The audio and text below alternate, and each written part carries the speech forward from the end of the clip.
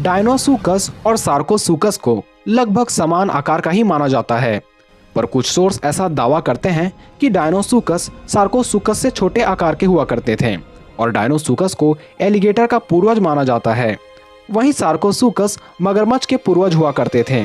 ऐसे में अगर आपके मन में यह प्रश्न आ रहा हो कि एलिगेटर और मगरमच्छ में क्या अंतर होता है और दोनों के बीच लड़ाई होने पर किसकी जीत होगी, ज्यादातर लोग इस बात को नहीं जानते कि सारे मगरमच्छ जैसे दिखने वाले जीव एक ही प्रजाति को बिलोंग करते हैं, मगर ऐसा बिल्कुल भी नहीं है। मगरमच्छ जैसे दिखने वाले जीव वास्तव में 3 प्रकार के होते हैं, जिन्हें घड़ियाल, एलिगेटर और मगरमच्छ नाम दिया गया है। कुछ समानताओं के बावजूद इन रेप्टाइल्स की बनावट और व्यवहार अलग अलग होते हैं। सबसे पहले घड़ियाल की बात करते हैं तो घड़ियाल एक गंभीर रूप से विलुप्ति की कगार पर खड़ी रेप्टाइल्स की प्रजाति है। ये जीव केवल भारतीय उपमहाद्वीप के कुछ हिस्सों यानी भारत, पाकिस्तान, बांग्लादेश और म्यांमार में ही पाए जाते हैं और ऐसा अनुमान है कि पूरी दुनिया में मात्र 1000 घड़ियाल ही बचे हुए हैं। उनमें से 98% घड़ियाल सिर्फ चिड़ियाघरों में ही मौजूद है। जंगलों में अब इस जीव को देखना लगभग नामुमकिन सा ही हो गया है। एक घड़ियाल करीब 15 फीट लंबा और वजन में 300 से 350 किलो भारी हो सकता है। घड़ियाल की पहचान बेहद ही आसान है क्योंकि इसका मुंह किसी सुराही की तरह पतला और लंबा होता है, जिसमें से नर घड़ियाल के सबसे आगे के जबड़े के ऊपर एक बल्ब की आकार की सूजन होती है। अपने पतले और कम खुल सकने वाले मुंह के कारण ही ये जीव ज्यादा घातक नहीं होते। ये आमतौर पर छोटी मछलियों को ही खाते हैं, इसलिए इसे मछली खाने वाला मगरमच्छ भी कहा जाता है। घड़ियाल अपना अधिकतर समय पानी में ही बिताते हैं और जमीन पर रेंगने के मामले में ये बेहद ही धीमे होते हैं। अगर घड़ियाल का मुकाबला मगरमच्छ या एलिगेटर से की जाए तो इन घातक जीवों के सामने घड़ियाल कहीं भी नहीं ठहरता। मगरमच्छ और एलिगेटर का जबड़ा घड़ियाल की तुलना में बेहद ही ज्यादा बड़ा और ताकतवर होता है। ये दोनों जीव घड़ियाल की तुलना में ज्यादा भारी और तगड़े भी होते हैं और ये दोनों पल भर में पलक झपकते ही अपने शिकार का काम तमाम कर सकते हैं। अगर हम बात सिर्फ मगरमच्छ और एलिगेटर की ही करते हैं तो इन रेप्टाइल्स की आकार और बनावट में कहीं अधिक समानता होता है, लेकिन जिस प्रकार एक सोना कभी पीतल नहीं हो सकता, ठीक उसी प्रकार ये एक दूसरे से अलग होते हैं, जिसमें से एलिगेटर अमेरिका और चीन के कुछ हिस्सों में पाए जाते हैं, वहीं मगरमच्छ दुनिया भर में पाए जाते हैं। मगरमच्छ और एलिगेटर में भले ही काफी समानताएं होती हैं, लेकिन अगर आप इसे ध्यान से देखोगे तो आपको पता चलेगा कि एलिगेटर का नाक हल्का सा चपटा और यू शेप का होता है, वहीं मगरमच्छ का नाक नुकीला और भी शेप का होता है। एलिगेटर का ऊपरी जबड़ा निचले जबड़े की तुलना में कहीं अधिक चौड़ा होता है।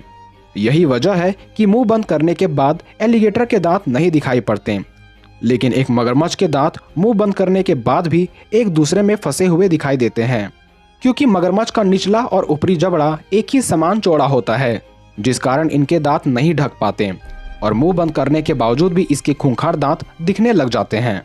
मगरमच्छ की त्वचा का रंग भी हल्का हरा या हल्का भूरा होता है, वहीं एलिगेटर गहरे काले भूरे रंग के पाए जाते हैं। अगर बात आकार की करें तो अमेरिकन एलिगेटर अपनी चीनी रिश्तेदार की तुलना में कहीं अधिक बड़े होते हैं। सामान्यतः इसकी लंबाई 12 से 15 फीट तक होती है, लेकिन कई बार 20 फीट तक लंबे एलिगेटर को भी देखा गया है।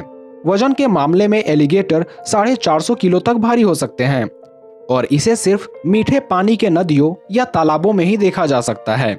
वहीं मगरमच्छ मीठे पानी की नदियों के साथ साथ खारे समुद्र में भी आसानी से रह सकते हैं। अफ्रीकी नील मगरमच्छ लंबाई में 20 फीट से ज्यादा बड़े और वजन में 1000 किलो तक हो सकते हैं, यानी ताकत और आकार के मामले में एलिगेटर के मुकाबले मगरमच्छ कहीं अधिक बड़ा और ताकतवर जीव है। एलिगेटर और मगरमच्छ दोनों ही जीवों की काटने की शक्ति बेहद ही अधिक होती है, जिसमें से अमेरिकन एलिगेटर की बाइट फोर्स 2980 psi तक मापी गई है, लेकिन मगरमच्छ यहां भी एक एलिगेटर को मात देता है, क्योंकि मगरमच्छ की बाइट फोर्स प्रेजेंट टाइम के किसी भी जीवों से अधिक है, क्योंकि इसकी बाइट फोर्स 3700 psi तक मापी गई है। मगर कुछ जानकारों के अनुसार नील मगरमच्छ की बाइट फोर्स 5000 psi तक भी हो सकती है। वैसे मगरमच्छ और एलिगेटर दोनों ही जीवों के बारे में हैरान करने वाली बात तो यह है कि सिर्फ इनके जबड़े बंद होने की ही ताकत इतनी अधिक होती है, क्योंकि जबड़े खोलने के मामले में ये जीव बेहद ही कमजोर साबित होते हैं, यही कारण है कि एक साधारण सी रस्सी की सहायता से भी मगरमच्छ या एलिगेटर के जबड़ों को बांधकर काबू में किया जा सकता है। मगरमच्छ और एलिगेटर के स्वभाव में जमीन आसमान का अंतर होता है। एक और जहां एलिगेटर कम आक्रामक स्वभाव के होते हैं और ये मछली, कछुए या हिरण जैसे छोटे जीवों पर ही हमला करते हैं। और साल 1973 से लेकर आज तक सिर्फ 24 इंसानों की ही जान एलिगेटर के हमले से हुई है। वहीं मगरमच्छ बेहद ही अधिक आक्रामक स्वभाव के होते हैं, क्योंकि ये पानी में घुसने वाले सभी जीव को अपना दुश्मन मान बैठते हैं और कई बार बिना भूख के ही शिकार पर हमला कर देते हैं। एक मगरमच्छ मछली व कछुओं के अलावा ज़ीब्रा और विल्डबीस्ट या भैंसों जैसे बड़े जीवों को भी अपना खुराक में शामिल कर लेते हैं। यहाँ तक कि पानी में घुसने वाले शेर जैसे मांसाहारी जानवरों पर भी ये हमला करने से पीछे नहीं हटते और उन्हें जान से भी मार डालते हैं। और हर साल दुनिया भर में करीब 1000 इंसानों की जान मगरमच्छों की वजह से ही चली जाती है। दोस्तों, जब हम दो जीवों के मुकाबले की बात करते हैं तो उनकी रफ्तार और हमला करने की गति बेहद ही महत्वपूर्ण भूमिका निभाती है। हालांकि मगरमच्छ और एलिगेटर दोनों ही जीव जमीन में बेहद ही सुस्त और आलसी जानवर हो जाते हैं, क्योंकि एक मगरमच्छ जमीन पर सिर्फ 14 से 15 किलोमीटर प्रति घंटे की रफ्तार से ही दौड़ पाते हैं, वो भी सिर्फ कुछ ही मीटर तक। यानी इनके लिए जमीन पर शिकार कर पाना लगभग नामुमकिन सा हो जाता है। वहीं एलिगेटर की जमीनी रफ्तार मगर से कहीं अधिक यानी 18 किलोमीटर प्रति घंटे की होती है। ये मगर की तुलना में ज़्यादा दूर तक दौड़ने में भी सक्षम होते हैं। और अगर बात पानी की जाए तो जमीन पर सुस्त दिखने वाले इन दोनों ही जीवों में गजब की फुर्ती आ जाती है, क्योंकि मगरमच्छ और एलिगेटर दोनों ही पानी के अंदर करीब 32 किलोमीटर प्रति घंटे की रफ्तार से तैर पाते हैं। हालांकि कुछ जानवरों का शिकार करने के लिए ये अपनी गति 40 किलोमीटर प्रति घंटे तक भी पहुंचा सकते हैं, जो कि किसी भी इंसानों के तैरने की गति से 4 गुना अधिक तेज है। अब अगर हम एक वयस्क मगरमच्छ और एक वयस्क एलिगेटर के मुकाबले की बात करें तो अब तक हम ये जान चुके हैं कि मगरमच्छ एलिगेटर की तुलना में कहीं अधिक भारी, बड़े और ताकतवर रेप्टाइल है। मगरमच्छ के काटने की शक्ति भी एलिगेटर की तुलना में ज़्यादा होती है।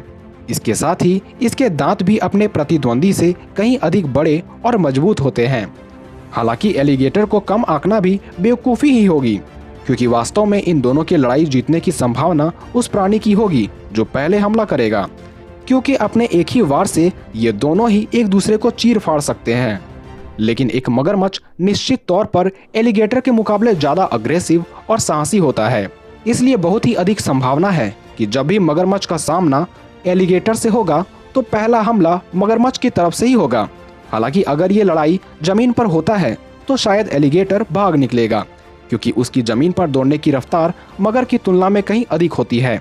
लेकिन अगर ये मुकाबला कहीं पानी में हो गया तो एलिगेटर की बचने की संभावना काफ़ी कम होगी, क्योंकि एलिगेटर के लिए पानी में करो या मरो जैसी स्थिति होगी। अगर वो मगरमच्छ पर पहले हमला करता है और खुशकिस्मती से एलिगेटर के दांत मगरमच्छ के पेट के अंदर घुस जाते हैं तो वो लड़ाई जीत सकता है, अन्यथा मगरमच्छ के हाथों एलिगेटर की मौत होना तय है।